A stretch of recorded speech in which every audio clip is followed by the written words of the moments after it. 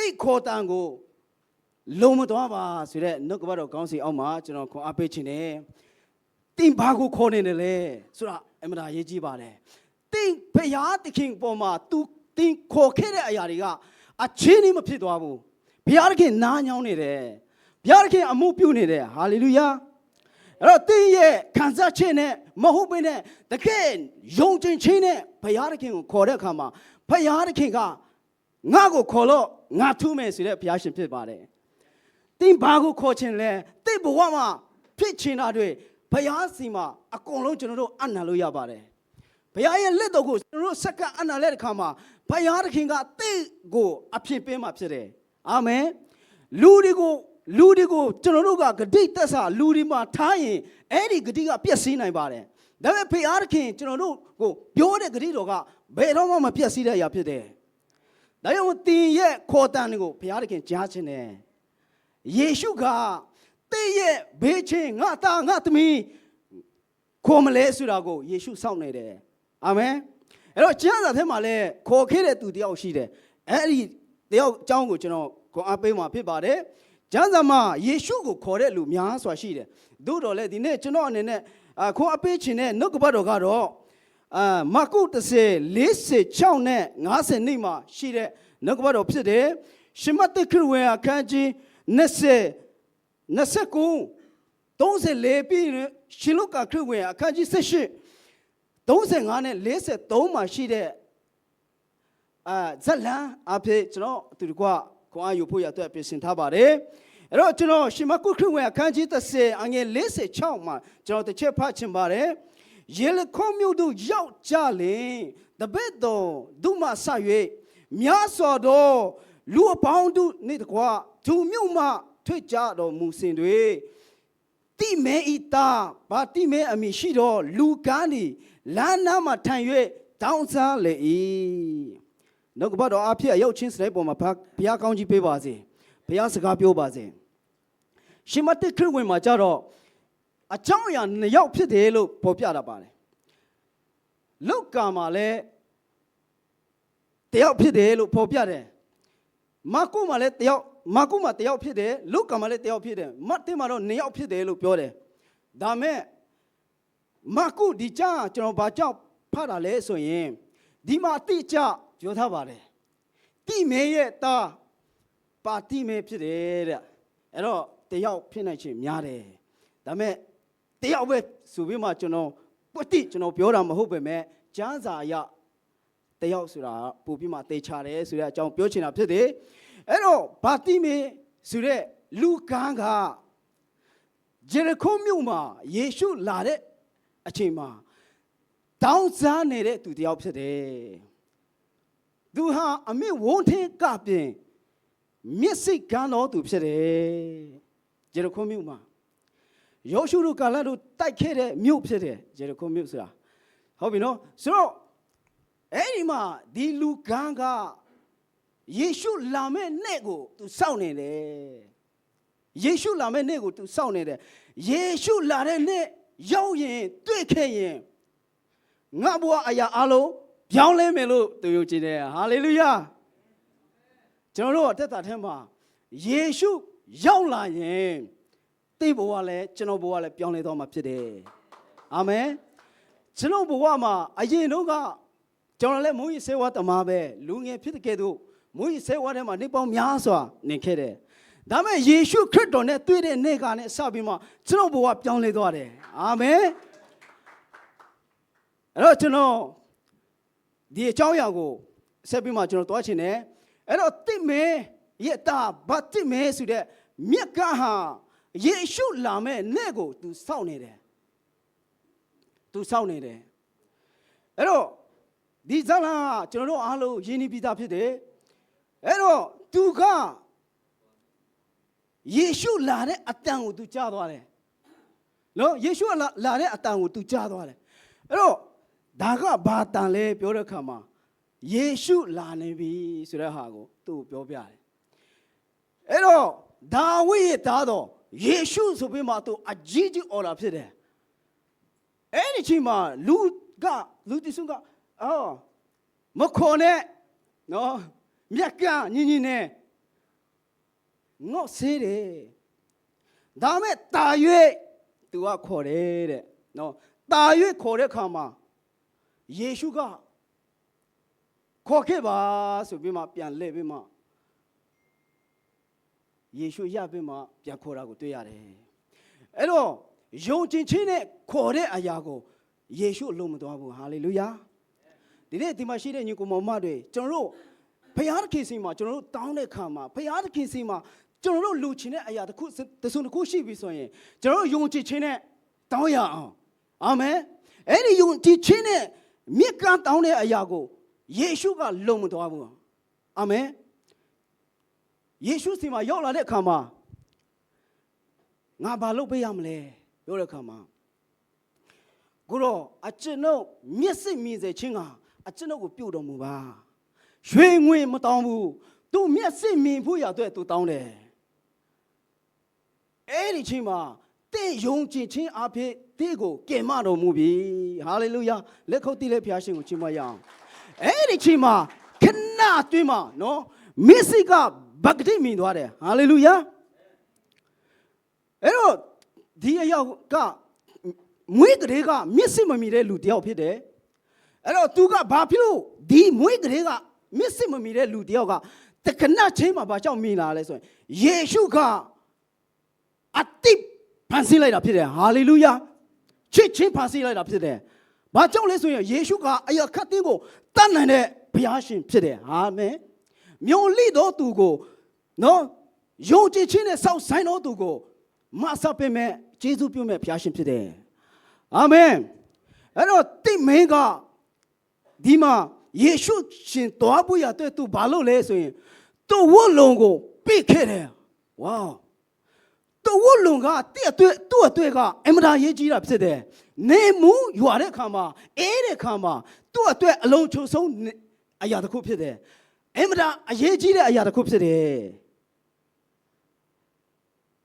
ဒါပေမဲ့ तू ဘာကြောင့်ပြစ်ခဲ့တာလဲဆိုရင် तू ကယေရှုနဲ့တွေ့တဲ့နေ့ဆိုရင်ငါဟာအရာခတ်တဲ့ပြောင်းလဲပြီလို့ तू ယုံကြည်တာဖြစ်တယ်ဒီဝတ်လုံကငါအတွက်သုံးမဝင်တော့ဘူးနော် तू ယုံကြည်တာဖြစ်တယ်အဲ့တော့ဒီဝတ်လုံအရေးကြီးတယ်လို့ကျွန်တော်တို့ရဲ့အသက်တာထဲမှာဒီနေ့ကျွန်တော်တို့ရဲ့မာနတွေယေရှုနောက်လိုက်တော့မယ်ဆိုရင်မာနတွေထားခဲ့ရတော့မှာဖြစ်တယ်အာမင်ကျွန်တော်ရဲ့ဇာတိစစ်တွေပြစ်ခဲ့ရတော့မှာဖြစ်တယ်ဝိညာဉ်တော်ရဲ့ဥဆုံးခြင်းမှာကျွန်တော်တို့တော်ဖို့အရေးကြီးပါတယ်ဝိညာဉ်တော်ကိုကျွန်တော်တို့ကိုနေရာပေးတဲ့အခါမှာအဲ့ဒီဇာတိစစ်တွေအားလုံးနေရင်ထားခဲ့ရတော့မှာဖြစ်တယ်သူ့အားလုံးကြံသွားတော့မှာဖြစ်တယ်အာမင်ဘာကြောင့်လဲဆိုရင်အသက်ရှင်တဲ့ဘုရားသခင်ကသင်အထဲမှာရောက်လာပြီးမှအဲ့ဒီဝိညာဉ်တော်ကသင်ကိုခေါ်သွားတဲ့အခါမှာဘုရားသခင်ကခေါ်သွားတဲ့အခါမှာဘာဖြစ်လို့လဲဆိုရင်သင်ကဇာတိဟောင်းနေပြနိုင်မှာဖြစ်တယ်လူအနေဖြင့်မပြနိုင်ပါမဲ့ကျွန်တော်တို့ဇာတိပဂတိခန္ဓာနော်ခန္ဓာအဖြစ်မပြနိုင်ပါမဲ့ဘုရားသခင်ကျွန်တော်တို့အထဲမှာရောက်လာတဲ့အခါမှာအဲ့ဒီဇာတိစိတ်အားလုံးတွေကပျောက်ကွယ်သွားမှာဖြစ်တယ်ဟာလေလုယာဘုရားရှင်နာမဘုန်းကြီးရဲ့မင်္ဂလာရှိပါစေအဲ့တော့ကျွန်တော်တို့ကဒီနေ့ယေရှုခရစ်တော်ကိုမိမိကယ်တင်ရှင်အဖြစ်ယုံကြည်လက်ခံတော့ဘုရားရဲ့သားသမီးတွေရဲ့အထဲမှာဘယ်သူကစပ်ပြီးနေရာယူလဲဆိုရင်ဝိညာဉ်တော်ဘုရားကနေရာယူနေတယ်ဟာလေလုယာအဲ့ဒီဝိညာဉ်တော်ဘုရားကကျွန်တော်တို့ကိုနေ့ရက်စဉ်တိုင်းမှာမဆပ်ပေးနေတယ်အာမင်အဲ့တော့ဝိညာဉ်တော်ဘုရားကတည့်ရဲ့အတန်ကိုအမြဲတမ်းကြားချင်နေတော့သူဖြစ်တယ်ငါတဘေးချင်းစနုံငါကိုခေါ်မလဲဆိုတဲ့ဟာကိုအမြဲတမ်းဘေးနားမှာတည့်ရဲ့အတန်ကိုစောင့်နေတယ်အဲ့တော့သူယုံကြည်ခြင်းနဲ့ယေရှုဘုရားကိုကျွန်တော်တို့လက်ခံတယ်ကဲတော့ဝိညာဉ်တော်ဘုရားကိုလည်းကျွန်တော်တို့တခြင်းထဲမှာကျွန်တော်တို့လက်ခံဖို့ရအတွက်အမှန်တရားရေးကြီးတာဖြစ်တယ်အဲ့ဒီဘုရားရှင်ကတည့်ရဲ့ခေါ်တန်ကိုဘယ်တော့အခါမှလုံမသွားဘူးမြက်ကမ်းကိုကြောမသွားတဲ့ကဲတော့တင်းမြက်ကမ်းတဲ့ပုံမြရတယ်ဟာလေလုယာတည့်ရဲ့ခေါ်တန်ကိုဘုရားသခင်ယေရှုကြားခြင်းတယ်ဝိညာဉ်ဘုရားတည့်ကိုဖဲမှခြင်းတယ်အာမင်အနာဂတ်မှာတင်မမြင်ရဘူးဒါပေမဲ့ဘုရားသခင်ကအရာခတ်တင်းကိုတတ်နိုင်တဲ့ဘုရားရှင်ဖြစ်တယ်အာမင်အဲ့ဒီအရာခတ်တင်းကိုတတ်နိုင်တဲ့ဘုရားကကျွန်တော်တို့အထဲကနေလှုပ်ဆောင်ပေးခြင်းတယ်ဟာလေလုယာအားအရေးကြီးတာဖြစ်တယ်နောက်ဒီလူကဟာတကယ် သူ့ကိုဖယားသခင်ရဲ့မဆခြင်းရောက်လာတဲ့အခါမှာရှင်လုကာခရစ်ဝင်အခန်းကြီး18:43မှာကျွန်တော်ဖတ်ချင်တယ်သူခဏချင်းတွေထူထူတွေမျက်စိမြည်၍ဘုရားသခင်ကိုယ်တော်ကိုချီးမွမ်းလျက်နောက်တော်သူလိုက်လေ၏လူအပေါင်းတို့သည်မိလင်ဘုရားသခင်ကိုအော်ချီးမွမ်းကြ၏ဒီမှာပြောလဲလူကာဟာဗတ္တိမေဟာယေရှုကိုတွေ့ပြီးမှယေရှုအားဖြင့်ကျေးဇူးပြုခြင်းအားဖြင့်မျက်စိဗဂရိမြင်ခြင်းရောက်တဲ့ခါမှာဘေးသွားလဲခရစ်တော်နောက်လိုက်သွားတယ်ဟာလေလုယာလက်ခေါ်တင်လေဘုရားရှင်ကိုချီးမွမ်းရအောင်တကယ်ယေရှုအားဖြင့်လုံမြောက်ခြင်းရတဲ့လူကဟိုးဒီမသွားဘူးခရစ်တော်နောက်လိုက်သွားတာဖြစ်တယ်ဟာလေလုယာအဲ့တော့ခရစ်တော်နောက်လိုက်တဲ့ခါမှာကျွန်တော်တို့ရဲ့အသက်တာကတရက်ပြီးတရက်ပြောင်းလဲပြီးမှကျမ်းစာမှာလူမီဒီကခရစ်တော်၌ရှိလင်အတိပြုတ်ပြင်တော်တတ်တော်ဖြစ်၏ဟောတော်အရာတို့ဒီပြောင်းလဲ၍ခါတင်းတော်အရာတို့ဒီအတိဖြစ်ကြပြီလို့ပြောပါတယ်အဲ့တော့အဲ့ဒီဟာကလက်တွေ့အသက်တာမှာဖြစ်လာမှာဖြစ်တယ်ဒီမှာရောက်နေတဲ့ညီကောင်မောင်မတွေယေရှုခရစ်တော်အားဖြင့်ခေါ်ချင်းခံရတဲ့သူတွေဖြစ်တယ်အဲ့တော့ဝိညာဉ်တော်အားဖြင့်ကျွန်တော်တို့ကိုယေရှုခရစ်တော်ကိုယုံကြည်လက်ခံတော်သူကိုဝိညာဉ်တော်အားဖြင့်ပုံတွေးပြီးမှကျွန်တော်တို့ကတရက်ပြီးတရက်ဖယားသားသမီးဖြစ်ကြောင်းကိုယေရှုဝိညာဉ်တော်ကအထက်ကနဲ့တက်ခံတယ်အဲ့ဒါကသင်ဟာစာငါတော်နှလုံးသားနဲ့ဖယားเจ้าမှာရောက်ရှိလာခြင်းဖြစ်တယ်အာမင်လောကကြီးမှာရွေးချယ်စရာများစွာရှိတယ်အဲ့ဒီထက်ကနဲ့ဖယားကိုရွေးချယ်ပြီးမှသင်ဟာအိမ်တော်ထဲမှာရောက်လာတယ်ဆိုတာကကျွန်တော်တို့အထက်မှာတက်ရှင်တဲ့ယေရှုဖယားဝိညာဉ်တော်ဖယားအဖြစ်ကျွန်တော်တို့ကိုဆွဲခေါ်ပြီးမှရောက်လာတာဖြစ်တယ်။ဘုရားနာမဘုန်းကြီးပါစေမင်္ဂလာရှိပါစေ။ဒါကြောင့်မို့ဒီနေ့နော်ဒီလူကားကဲတို့ကျွန်တော်အသက်တာထဲမှာတကယ်လုံမြောက်ခြင်းရတဲ့ခါမှာကျွန်တော်မချီးမွမ်းပဲမနိုင်ဘူးမနေနိုင်ဘူး။ဒီနေ့အတင်းတော်တော်များများမှာကျွန်တော်ယုံကြည်လို့အထဲမှာပြောမယ်နော်ကျွန်တော်ယုံကြည်လာတာကြာပြီဒါပေမဲ့ဘာဖြစ်လဲဘုရားကိုလက်မြောက်ပြီးတော့မှမချီးမွမ်းနိုင်ဘူးချီးမွမ်းနေတဲ့လူတွေကိုတော့မှဘာပြောလဲဆိုရင်ဒီလူတွေကလမ်းလွေးသွားပြီစသဖြင့်ပြောတာဖြစ်တယ်ကျွန်တော်လည်းနားမလည်ဘူးအဲ့တော့ကျွန်တော်တို့ညီကောင်မတို့ဒီနေ့ဝိညာဉ်မျက်စိပြတဲ့ခါမှာဝိညာဉ်မျက်စိပြနေတဲ့ခါမှာဖယားအလိုတော်ကိုမမြင်နိုင်ဘူးဟုတ်နော်ဖယားအလိုတော်ကိုမမြင်နိုင်ဘူးယေရှုချစ်မှာဘာရီရှေးဒီရောက်လာတဲ့ခါမှာယေရှုကဘယ်လိုပြောလဲဒီတို့ကမျက်စိရှိလိုက်ပြီးမျက်စိမမြင်ဘူးတဲ့ဟုတ်တယ်နော်နားရှိလိုက်ပြီးမကြားဘူးတဲ့နားရှိတော့သူကြားပါစေအဲ့တော့ခရစ်တော်ယေရှုကိုယုံကြည်လက်ခံတော်သူဘုရားသားသမီးတွေထဲမှာဒီနေ့ကျွန်တော်တို့ကယေရှုခရစ်တော်အားဖြင့်ထာဝရမျက်စိမြင်တော်သူဖြစ်သွားတယ်ဟာလေလုယာလက်ခုပ်တီးလေးဘုရားရှင်ကိုချီးမွမ်းရအောင်တခြင်းကကျွန်တော်တို့ကမျက်ကန်းကဲ့သို့ဒီမျက်ကန်းကဲ့သို့မျက်စိမမြင်တော်သူဖြစ်တယ်သို့တော်လည်းပဲယေရှုခရစ်တော်ကိုယုံကြည်လက်ခံတဲ့နေ့ကနေစပြီးတော့သင်ကမျက်စိမြင်တော်သူဖြစ်သွားတယ်အာမင်မျက်ကန်းဟာသူမျက်စိမြင်သွားတဲ့ခါမှာအရင်တော့ကသူအဝေးချင်းမှမမြင်နိုင်ဘူးဘေးနားမှာပဲသူမြင်နိုင်မှာဖြစ်တယ်အဝေးကြီးသူမသွားနိုင်ဘူးဘာကြောင့်လဲမျက်စိမမြင်ရတဲ့အတွက်ကြောင့်မို့ဒါပေမဲ့မျက်စိမြင်တဲ့နေ့မှာသူကဘာဖြစ်သွားလဲဒီမှာအန်တီရှိတယ်ဒီမှာအန်တီရှိတယ်ဒီမှာကြမယ်ဒီမှာကျွင်းရှိတယ်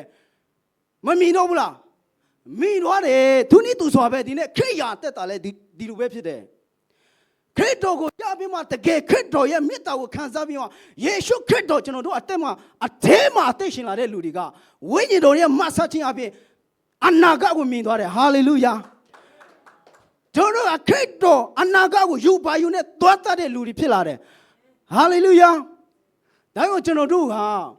ဒီလူကန်းကဲလို့ပဲလူကန်းဟာမျက်စိမြင်လာတဲ့အခါမှာသူကတခြားနေရာမှာမသွားတော့ဘူးယေရှုနောက်ကိုတကောက်ကိုလိုက်သွားတာဖြစ်တယ်ကျွန်တော်တို့လည်းဝိညာဉ်ထဲမှာမျက်စိမြင်တော့သူကဟောဒီမသွားတော့ဘူးယေရှုနောက်ကိုပဲလိုက်မယ်အာမင်ငါယေရှုနောက်ကိုလိုက်မယ်လို့ပြောရအောင်ငါယေရှုနောက်ကိုပဲလိုက်တော့မယ်ဒီ ဒီနေ့ကနေစပြီးတော့မှအသက်ဆုံးနေတိုင်အောင်ယေရှုနာမည်လိုက်တော်မယ်ယေရှုနာမည်လိုက်တော်မယ်လက်ခုပ်တီးလက်ဖျားရှင်ကိုချီးမွမ်းရအောင်အရောက်ချင်းစတဲ့ပေါ်မှာဖျားတခင်အထူးကောင်းချီးပေးပါစေ